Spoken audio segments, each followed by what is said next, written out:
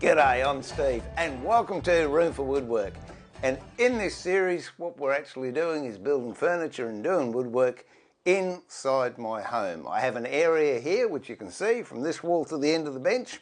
From that wall to the front of the bench is 1.8 by 1.3 metres, and it's my intention over the coming months and hopefully years to build an entire house full of furniture in this space. My wife does a lot of embroidery work. She enjoys machine embroidery and wants a frame made for it. So I said, not a problem, we'll knock a frame up. So here we go, first major project.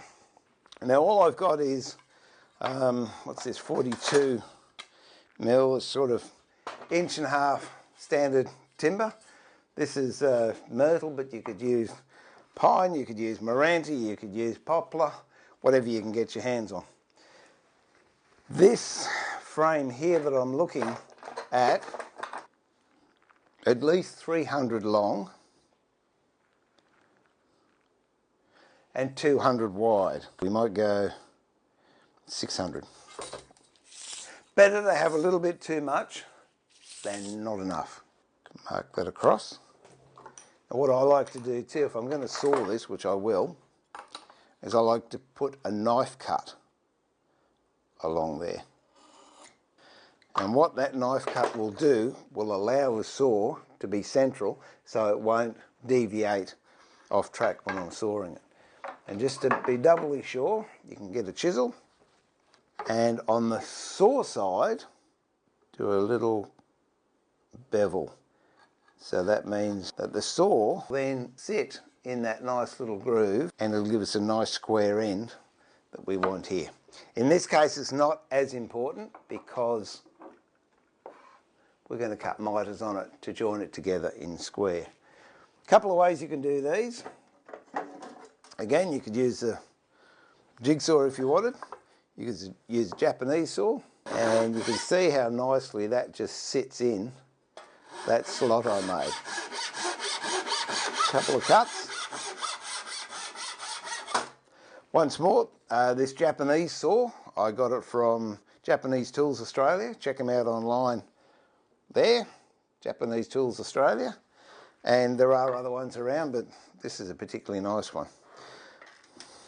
So that's one piece we've got, which we'll do along here and up here, and we need two pieces. So that's using an ordinary saw. You can use a back saw, not a Japanese saw. I personally quite like the Japanese saws. Or you can use a saw box. Now this is a very elaborate one.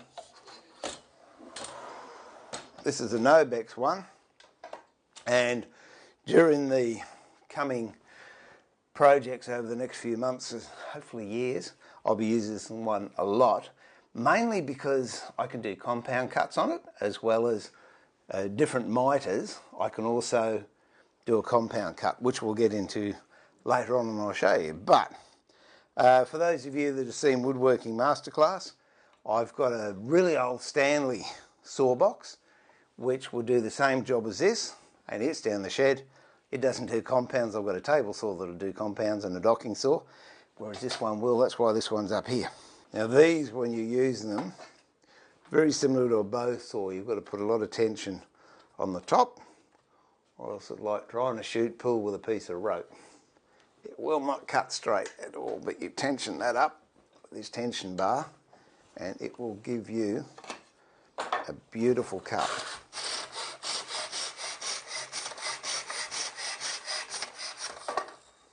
And there you have it.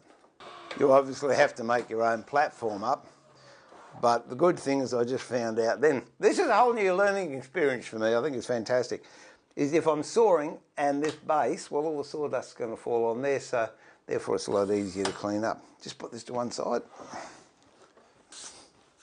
Now in order to make the frame up, what I've got to do is put a rebate in here so the backing and also the glass and embroidery can sit nice and flat. So when the embroidery, the glass is in there, the embroidery, then the backing, and then it'll fit flat against the wall.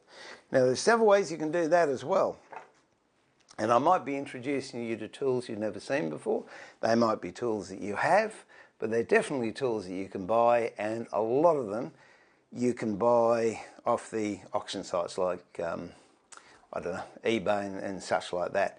It's just a question of keeping your eye open.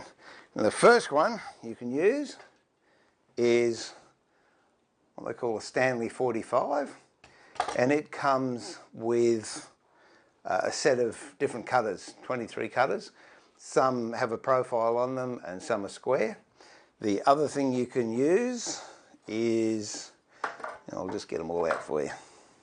It's quite an array of things you can have. I use, instead of a marking gauge, I actually use a cutting gauge. And what that does, when I mark, it actually gives me a defined line that down the track, I can use this. Now, you might not be familiar with this particular tool. It's called a snipe bill. And if you're serious about getting into furniture making or woodworking in the home, it's something down the track you want to seriously consider investing in. And you will see why in future projects. This particular one is H&T Gordon, and you can check them out there, htgordon.com.au. Same with the marking gauge, you get that from there. This is a rebate plane, H&T Gordon once again, and I'll show you how we can use that. This is a shoulder plane, H&T Gordon. Very similar initially to look at to the rebate plane, except the rebate's got a skew blade and can take good size shavings, and the shoulder plane has a much finer mouth, so it can't take as big a shaving. The old woman's tooth, or the Stanley 71s.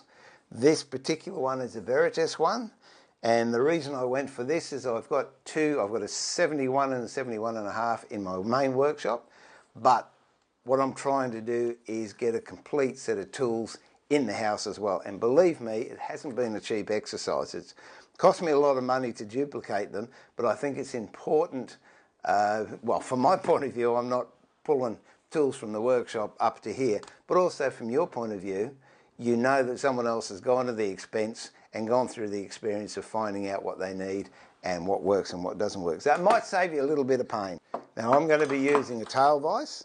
In many instances, you can get away with just using a normal bench vise, but I would suggest you have a support or something up here, and that again is something I'm going to make in the show to show you how you can extend the use of your bench vise so you can put longer pieces in it. First thing we have to do is work out how far in we want to go. Well, the cutter I've got in the 45 is 12mm, and the rebate plane I've got 1/2 inch.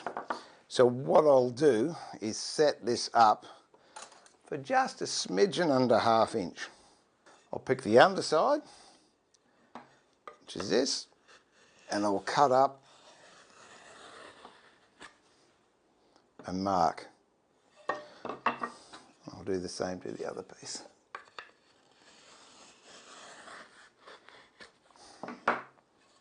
Now I've got to work out how deep I want these rebates to be. If I'm using 2mm glass, 3mm backing, I'll allow, I think, a mil or 2mm for this. So what's that? 2mm, 3mm, 5mm, 6mm, 7mm. If I leave, say, 10mm, that's going to be more than enough for me to put the glass in, to put the design in, put my backing board in, and I'll use some push pins, and then it's still going to be flat on the wall. So I'll reset this to 10mm. And these rules, by the way, oh, yeah, I love them.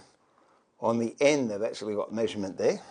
They're made by Interwood, and they also make these pretty squish squares that come in metric and imperial. Check them out, interwood.com.au. Innovations in woodworking tools, I think they are. Yep, made in Australia too, very nice. Now we've got to set the depth.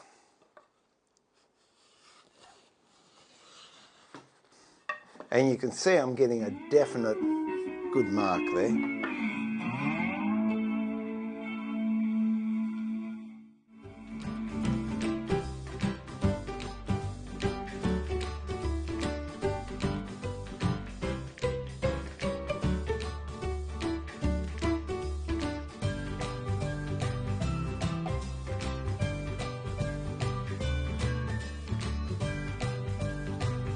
H&T Gordon and Company, Classic Plane Makers, Tormek, T4, Japanese Tools Australia, Promac, Lebron Finishing Products, iMuff, Safety First, Nobex, and the Plano Clamping System.